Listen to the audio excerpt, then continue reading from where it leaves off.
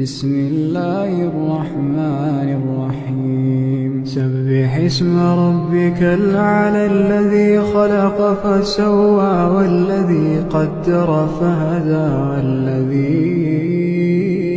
أخرج المرعى فجعله غثاء نحوا سنقرئك فلا تنسى إلا ما شاء الله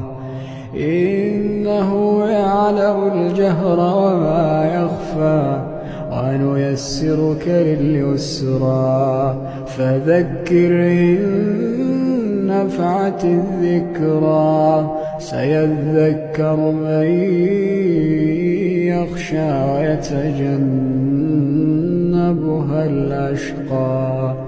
الأشقى الذي يصلى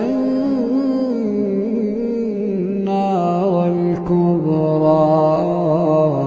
ثم لا يموت فيها ولا يحيا